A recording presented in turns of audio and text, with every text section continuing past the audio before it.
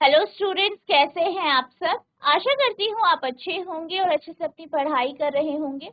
मैं मोनिका रावत आपका स्वागत करती हूँ आईसीटी वर्चुअल क्लासरूम देहरादून में। बच्चों, आज हम क्लास 11th का जो आपका सब्जेक्ट है फिजिक्स, उसका chapter mechanical properties of solids यानी ठोस का यांत्रिक गुण, इसको हम डिस्कस करेंगे। पिछले लेक्चर में हमने जो है यहाँ पे इंटरमॉलिक्यूलर फोर्स की बात की थी, यानी अंतर आणविक बल क्या होता है। तो बेसिकली यह वह बल होता है जो दो अणुओं के बीच में लगता है, या हम ये कह सकते हैं किसी भी ठोस में किसी एक अणु पर उसके आसपास के अणुओं के कारण जो बल लगता है वही अंतर आणविक बल होता है। इसके बाद हमने इलास्टिसिटी की बात की थी और कहा था कि ये वह गुण है किसी भी वस्तु का जिस कारण जब हम बल को हटा देते हैं तो वो अपनी पुरानी प्रॉपर्टीज या पुराना जो कॉन्फ़िगरेशन है, जो उसका वास्तविक विन्यास है, उसे वो ले लेता है या रिटेन कर देता है। इसके बाद हमने परफेक्टली इलास्टिक बॉडी की बात की थी। ये वो वस्तु होती है जिन पे डिफॉर्मिंग फोर्स या विकृति बल लगाने के बाद क्या होता है, विकृति बल लगाया, फिर विकृति बल हटाने के बाद वापस ये पहली स्थिति में आ जाती है, यानी इनके कॉन्फ़िगरेशन में को ये रिगेन कर लेती है, अपने विन्यास को रिगेन कर लेती है और इसमें कोई भी चेंजेस नहीं आते। ये हमने पढ़ा था। नेक्स्ट प्लास्टिसिटी था। तो प्लास्टिसिटी के बारे में हमने पढ़ा था कि अगर हम फोर्स हटा दे, बल हटा दे, तो जो आपकी बॉडी है वो वापस अपनी पुरानी स्थिति पे नहीं आती। यही आपकी प्लास्टिसिटी कहलाती है। इसके बाद स्ट्रेस की बात की थी। तो स्ट्रेस के कॉन्सेप्ट को हमने जाना था कि स्ट्रेस को आप सिग्मा से रिप्रेजेंट करते हैं और ये अनुपात है बल और एकांक क्षेत्रफल या क्षेत्रफल, ठीक है। यानी किसी एकांक क्षेत्रफल पर जो बल लगता है किसके कारण, आंतरिक बल जो होता है बेसिक, उसी को हम स्ट्रेस या प्रतिबल कहते हैं। यूनिट वगैरह हमने सब देख ली थी। अब हम बात करते हैं स्ट्रेस के प्रकार। तो यहाँ पे आप दो प्रकार के स्ट्रेस की हमने बात की थी कि हमारे पास दो प्रकार के स्ट्रेस है। एक है अभिलंब प्रतिबल यानी लॉन्गिट्यूडनल स्ट्रेस और अपरूपण प्रतिबल। तो ये हमारे पास दो प्रकार के आपके प्रतिबल है, ठीक है। एक है आपका शेयरिंग स्ट्रेस, एक है आपका लॉन्गिट्यूडनल स्ट्रेस, ठीक। तो इन्हें हम पढ़ने की यहाँ पे कोशिश करेंगे, समझने की कोशिश करेंगे कि आखिर ये क्या होता है, ठीक है। अब क्या होता है, सबसे पहली फिगर में आप यहाँ पे देख सकते हैं कि हमारे पास एक सिलेंडर है, एक बेलन है। हमने क्या किया, एक तरफ से इस पे बल लगा दिया, फोर्स लगाया, बल लगाया। बल कैसे लगाया, हमने खींचा बेसिकली, उस कारण इसके आकार में परिवर्तन आया। क्या हुआ, लंबाई बढ़ गई। पहले सिलेंडर की लंबाई L थी, बल लगाया गया, बल लगाने के कारण सिलेंडर की लंबाई L प्लस डेल एल हो गई। डेल एल मतलब आपका जो है जो चेंज आया है, बदलाव। डेल एल यहाँ पे रिप्रेजेंट कर रहा है लंबाई में जो बदलाव, ठीक। तो यहाँ पे बदलाव आया लंबाई में, इतना बढ़ गई और ये क्या है, डेल एल। तो आप देख सकते हैं यहाँ पे बल कैसा लगाया है, लॉन्गिट्यूडनल, ठीक है, लॉन्गिट्यूडनल लगाया है, जिसे आप अभिलंब कहते हैं। लॉन्गिट्यूडनली लगाया है और उस कारण यहाँ पे चेंजेस आए हैं, यहाँ पे प्रतिबल।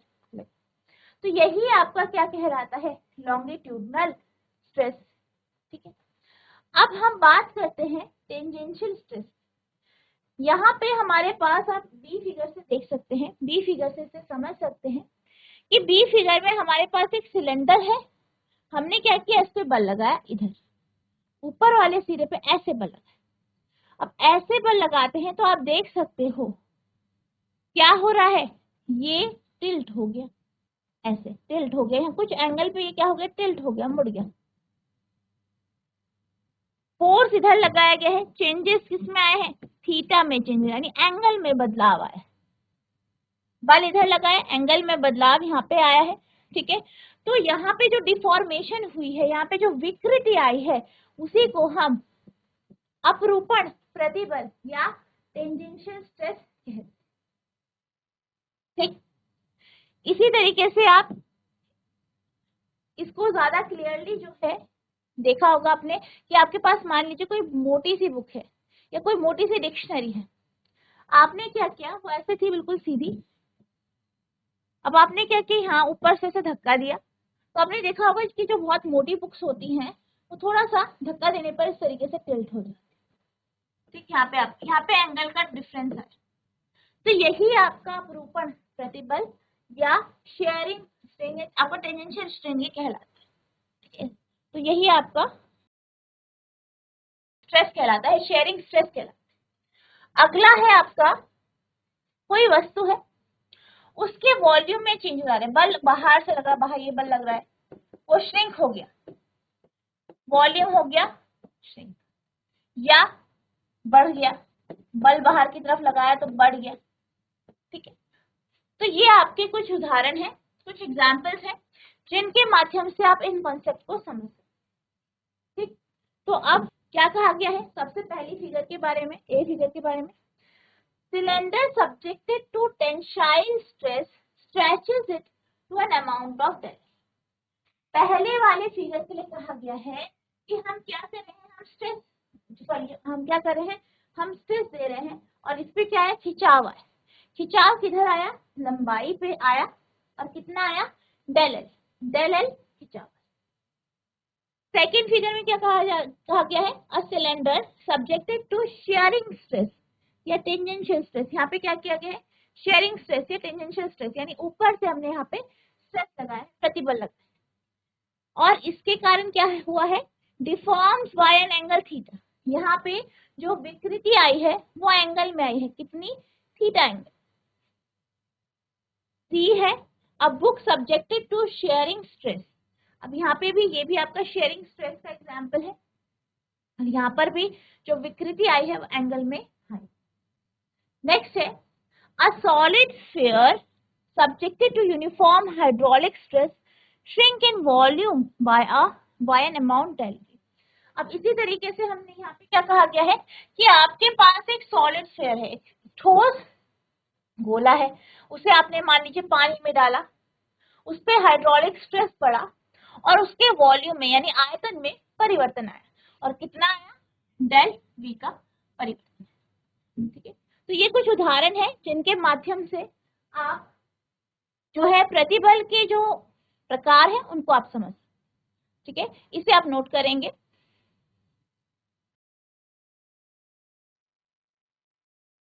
तो अब हम बात करते हैं स्ट्रेस के बारे में, प्रतिबल के बारे में। तो प्रतिबल हमारे पास दो प्रकार के हैं। पहला है नॉर्मल स्ट्रेस, जिसे आप अभिलंब प्रतिबल कहते हैं। तो अभिलंब प्रतिबल, जैसे कि अभी हमने देखा कि हमने क्या किया, हमने एक सिलेंडर लिया, उसे खींचा या उसे दबाया, तो क्या हुआ, उसकी लंबाई या नॉर्मली उस पर क्या हुआ, उसकी जो है सतह पे बदलाव है, या वो उसका वॉल्यूम या उसकी लंबाई बेसिकली वो चेंज हुई। ठीक है, तो नॉर्मल स्ट्रेस क्या होता है, it is defined as the restoring force per unit area perpendicular to the surface of the body।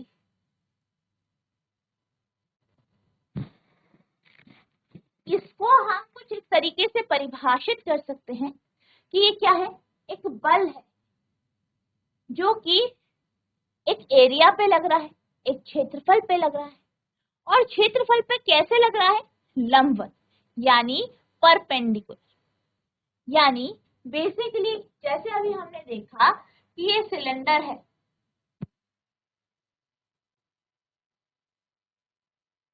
यहां से इसे खींचा गया, तो खींच कैसे रहे, इस एरिया के परपेंडिकुलर, लंबवत। ठीक है, तो लंबवत इसे खींच रहे हैं, तो यही आपका क्या कहलाता है, नॉर्मल स्ट्रेस कहलाता है। Normal stress is of two type, tensile and compressive stress. अब ये भी आपके दो प्रकार के होते हैं, टेंसाइल होता है, कंप्रेसिव होता है। जैसे अभी हमने देखा टेंसाइल स्ट्रेस और कंप्रेसिव स्ट्रेस, मतलब यहाँ पे टेंसाइल का मतलब है जब आप बल कुछ इस तरीके से लगा रहे हैं जो कि सतह के लंबवत है, लेकिन उसके कारण जो लंबाई है वो बढ़ रही है। जैसे यहाँ पे आपकी लंबाई क्या हो रही है, बढ़ रही है, तो यहाँ पे आपके पास जाएगा L प्लस डेल एल। वही कंप्रेसिव कब लगता है, जब लंबाई घटती है। ये है L, तो ये हो जाएगा आपका L minus del L. L minus del L compressive के लिए आता है, L plus del L tensile.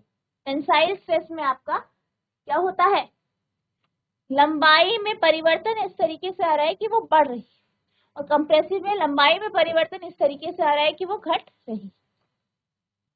Next है टेंजेंशियल स्ट्रेस।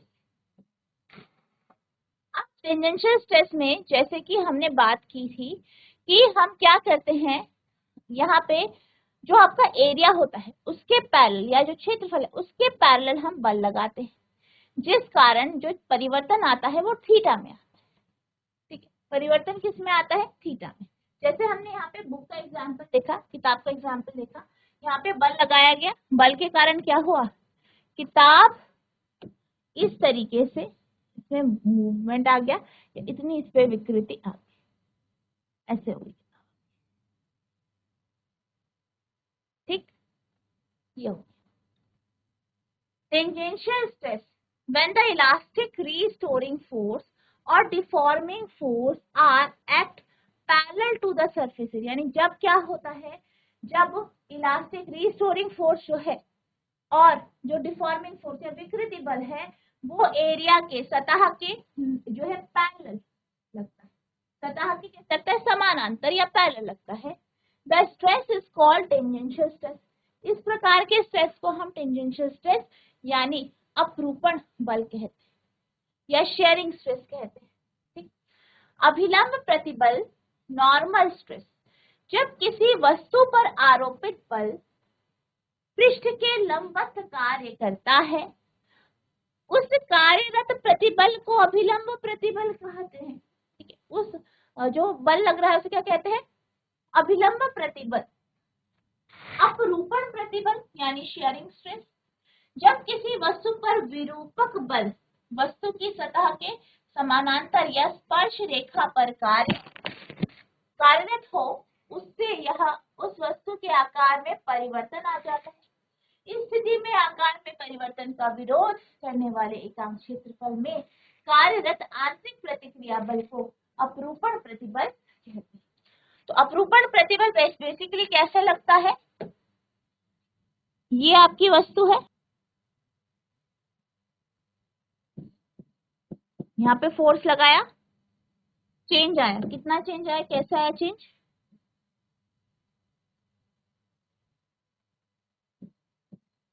ये एंगल में चेंज, नोट करें। अब हम चलते हैं अगले टॉपिक की ओर, जो है आपका विकृति यानी स्ट्रेन। तो विकृति क्या होती है, बेसिकली विकृति के बारे में अगर हम बात करें तो जैसे कि आप नाम से भी समझ सकते हैं कि जो बदलाव आ रहे हैं, यहाँ पर विकृति या स्ट्रेन को हम एक अनुपात के रूप में समझ सकते हैं, जो किसी वस्तु के वास्तविक आकार और बल लगाने के बाद जो उसमें चेंजेस आए हैं, जिसमें परिवर्तन आए हैं, उसके उन दोनों के अनुपात के रूप में समझा जा सकता है। यानी ये एक अनुपात है किसका, जो बदलाव आए हैं आकार में उसका, और ओरिजिनल साइज या जो वास्तविक आकार है, उन दोनों का जो रेशियो होता है वही आपका स्ट्रेन यानी विकृति कहलाता है। विकृति की अगर बात की जाए तो विकृति की कोई भी डायमेंशन नहीं होती है, क्योंकि आप देख सकते हैं कि यहाँ पे जो हमारे पास जैसे आपका स्ट्रेन है या विकृति है, तो क्या है, मान लीजिए आपके पास सिलेंडर है, आपने इसे खींचा, इसके आकार में परिवर्तन आया, पहले ये L था तो अब क्या हो गया L plus del L, changes ही आए। तो चेंजेस कितने आए, L प्लस डेल एल, और वास्तविक कितना था L, तो यही आपका स्ट्रेन कहलाता है।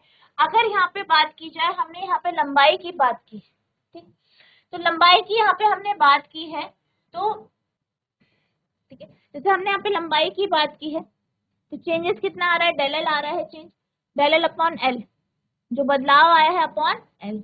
अब डेल एल की बात की जाए, जो लंबाई में बदलाव आएंगे वो भी मीटर में होगा, ये भी मीटर में होगा, तो डायमेंशन नहीं होगी। तो आपको ध्यान रखना है कि जो स्ट्रेन है या विकृति है वो क्या है, वो है बदलाव बटा वास्तविक साइज या वास्तविक आकार। ये जो बदलाव आ रहा है आकार में और वास्तविक आकार जो है, ओरिजिनल साइज या शेप जो है, उनका जो रेशियो होता है वही स्ट्रेन कहलाता है। It is defined as the ratio of change in size or shape to the original size or shape। ये जो है ये एक रेशियो है, अनुपात है, जो कि आकार में बदलाव और वास्तविक आकार का जो अनुपात होता है वही स्ट्रेन कहलाता है। इट हैज नो डायमेंशन, इसकी कोई भी डायमेंशन नहीं होती। It is just a number, ये क्या है, एक नंबर ही। वस्तु के विन्यास विमा आकार में परिवर्तन तथा वास्तविक विन्यास विमा आकार के अनुपात को विकृति कहते हैं। विकृति बराबर वस्तु के आकार में परिवर्तन बटा वस्तु का प्रारंभिक आकार। यह एक मात्रकहीन और विमाहीन राशि है। इस बात का आपको ध्यान रखना, नोट करेंगे इसे। अब हम चलते हैं विकृति के प्रकार की ओर, यानी टाइप्स ऑफ स्ट्रेन।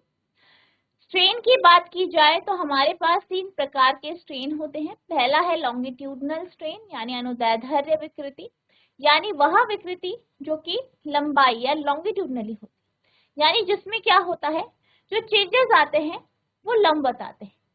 जैसे हमने अभी बात की थी लॉन्गिट्यूडनल स्ट्रेस, या जिसे आपने जो है यहाँ पे हमने देखा था कि हमारे पास सिलेंडर है, हम उसे खींचते हैं तो उसकी लंबाई में परिवर्तन आता है, ठीक।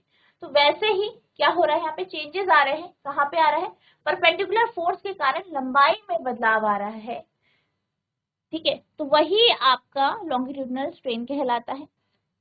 दूसरा है आयतन विकृति, यानी वॉल्यूमेट्रिक स्ट्रेन। यहाँ पे वॉल्यूम में यानी आयतन में बदलाव आता है।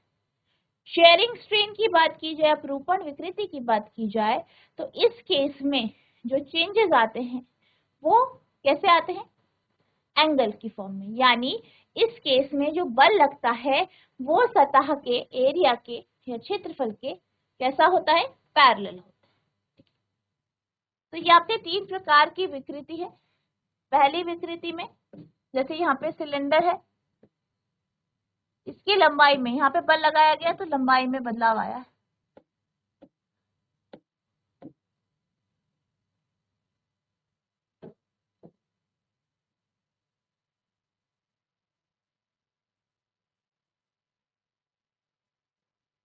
ये आपका लॉन्गिट्यूडनल में होगा।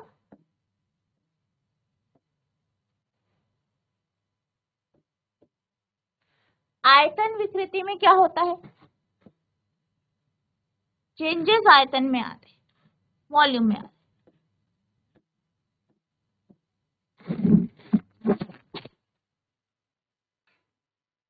तो आयतन विकृति में क्या होता है, वॉल्यूम में चेंजेस आते हैं, आयतन में बदलाव।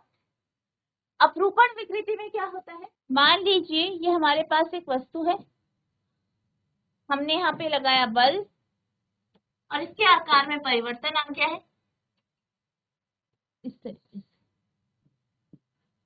ठीक है। तो ये है, ये आपके 3 प्रकार के विकृति हैं। सबसे पहले अनुदैर्ध्य विकृति यानी लॉन्गिट्यूडनल स्ट्रेन की बात करते हैं। अब अगर स्ट्रेन कुछ ऐसा होता है कि वस्तु की लंबाई में परिवर्तन आ रहा है, जैसे हमने अभी बात करी, जैसे यहाँ पे आप देख सकते हैं ये हमारे पास एक रॉड है, हमने इस पे बल लगाया, बल लगाने के कारण क्या हुआ, इसकी लंबाई में परिवर्तन आया, ठीक। तो यही आपका क्या कहलाता है, इस केस में अगर आप यहाँ पे जो चेंज आया, यहाँ पे डेल चेंज आया और ओरिजिनल लंबाई एल है, तो इनके बीच का जो रेशियो होता है उसी को आप लॉन्गिट्यूडनल स्ट्रेन कहते हैं, यानी विकृति कहते हैं, ठीक है। If the deforming force produces a change in length alone, the strain produced in the body is called longitudinal strain और टेंसाइल स्ट्रेन। यानी जब क्या होता है, जब विकृति बल कुछ इस तरीके से होता है कि उसके कारण सिर्फ लंबाई में ही परिवर्तन आता है, तो इस प्रकार की विकृति को हम लॉन्गिट्यूडिनल स्ट्रेन या टेंसाइल स्ट्रेन या अनुदैर्ध्य विकृति कहते हैं। अनुदैर्ध्य विकृति को प्रति एकांक वास्तविक लंबाई पर किसी वस्तु की लंबाई में परिवर्तन के रूप में परिभाषित करते हैं। यानी प्रति एकांक वस्तु की लंबाई पे जो लंबाई में परिवर्तन हुआ है वही अनुदैर्ध्य विकृति कहलाता है। अनुदैर्ध्य विकृति वस्तु की लंबाई में परिवर्तन बटा वस्तु की वास्तविक लंबाई यानी डेल एल अपॉन, ये आपकी अनुदैर्ध्य विकृति होती है। ठीक, और इसका उदाहरण जैसे कि अभी हमने समझा, नोट करेंगे इसे। अब हम बात करते हैं वॉल्यूमेट्रिक स्ट्रेन, आयतन विकृति की। तो जैसे कि हमारे पास कोई वस्तु है, हमने उस पे किसी हाइड्रोलिक जो है फोर्स पे रख दिया या आपने कहीं रख दिया, पानी में रख दिया और श्रिंक हो गई, बल उसकी सारी तरफ से लगा, चेंज किस में आया, वॉल्यूम में आया। तो यहाँ पे आप देख सकते हैं ये वस्तु है, इस पे सारी तरफ से बल लगा और इसके आयतन में बदलाव है। पहला इसका आयतन मान लीजिए V1 था, अब V2 हो गया, तो जो चेंज आएगा वो आएगा V1 माइनस V2। ठीक है, और इस बदलाव का और वास्तविक आयतन का जो रेशियो है वही आपका यहाँ पे वॉल्यूमेट्रिक स्ट्रेन कहलाता है। ठीक है, तो यही आपका क्या है, volumetric strain. Volumetric strain, if the deforming force produces a change in volume alone, the strain produced in the body is called volumetric strain। यानी आयतन विकृति क्या होती है, जब विकृति कुछ इस तरीके से होती है कि सिर्फ आयतन में ही विकृति यहाँ पे उत्पन्न होती है, तो हम ये कहते हैं कि जो विकृति है वो आयतन विकृति कहलाती है। यानी आयतन विकृति को प्रति एकांक वास्तविक आयतन पर किसी वस्तु के आयतन में परिवर्तन के रूप में परिभाषित किया जाता है। आयतन विकृति वस्तु के आयतन में परिवर्तन बटा वस्तु का वास्तविक आयतन, और इसे आप डेल बी अपॉन बी से रिप्रेजेंट करेंगे। ठीक है, तो आप इसे आप नोट करेंगे।